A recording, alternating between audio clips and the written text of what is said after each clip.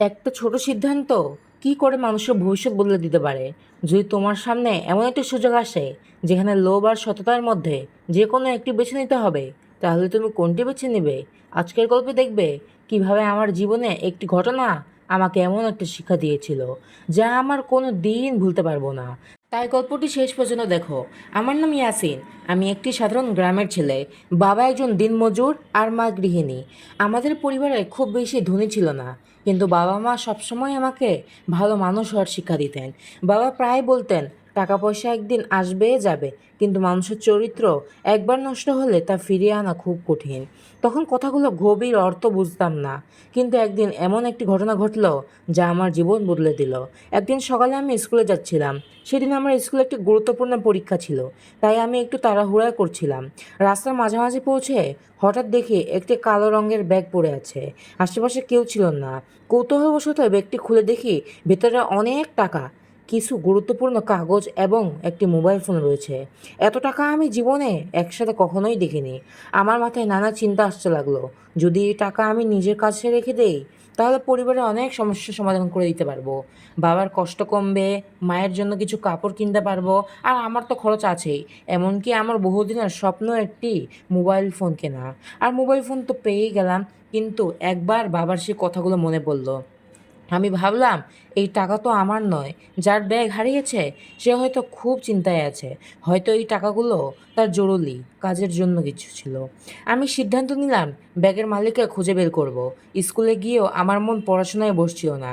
পরীক্ষা শেষ হওয়ার পর আমি ব্যাগের ভিতরে থাকা কাগজগুলো ভালোভাবে দেখলাম। সেখানে একজন ব্যক্তির নাম, ঠিকানা এবং কিছু তথ্য পাওয়া গেল। আমি ঠিকানাটি অনুসরণ করে সেই ব্যক্তিকে খুঁজে বের করতে গেলাম। অনেক পথ হাঁটার পর একটি বাড়ির সামনে পৌঁছালাম। দরজার সামনে কয়েকজন মানুষ দাঁড়িয়েছিল এবং সবার মুখে খুব চিন্তা মনে হচ্ছিল। আমি এগিয়ে গিয়ে জিজ্ঞাসা করলাম, এখানে কি এই নামে কেউ থাকেন? যে নামটি কাগজে লেখা ছিল। একজন ভদ্রলোক দ্রুত এগিয়ে এসে বললেন। আমি ব্যক্তি দেখেই তার চোখ বড় হয়ে গেল। তিনি বললেন, এটি কোথায় পেয়েছো? আমি পুরো ঘটনা খুলে বললাম।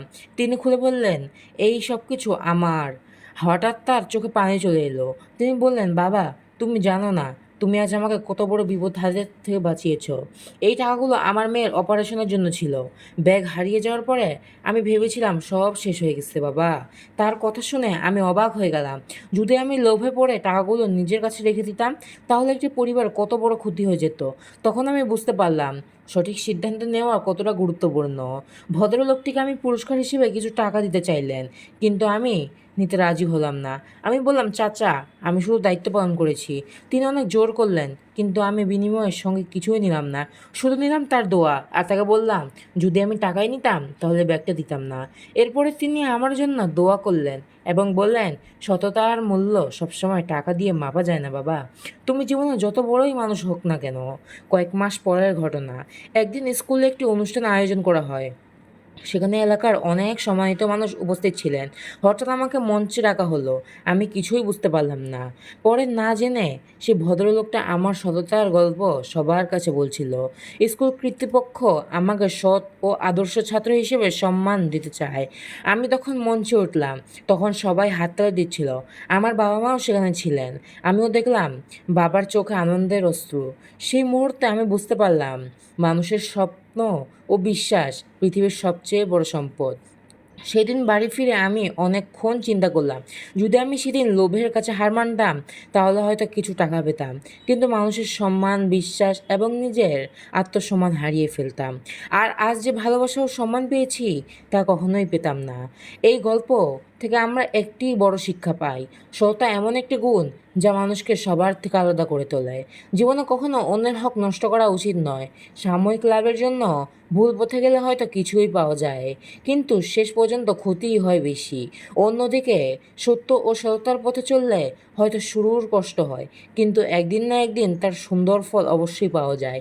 তাই বন্ধুরা, সবসময় সৎ থাকার চেষ্টা করো, অন্যের উপকার করো এবং ভালো কাজ করতে থাকো। ভালো কাজ করতে কখনো ভুলে যেও না, আর কখনো খামাখা সময় নষ্ট করো না। গল্পটি যদি তোমাদের কাছে ভালো লেগে থাকে তাহলে ভিডিওতে লাইক দাও, চ্যানেলটা সাবস্ক্রাইব করো এবং বেল আইকনটি অন করে রাখো, যাতে নতুন নতুন শিক্ষণীয় গল্প সবার আগে দেখতে পারো। তোমাদের একটি লাইক এবং একটি সাবস্ক্রাইব আমাদের আরও সুন্দর গল্প নিয়ে আসতে অনুপ্রেরণা দেয়। সবাই ভালো থেকো, আবার দেখা হবে নতুন শিক্ষণীয় গল্পে। আল্লাহ হাফেজ।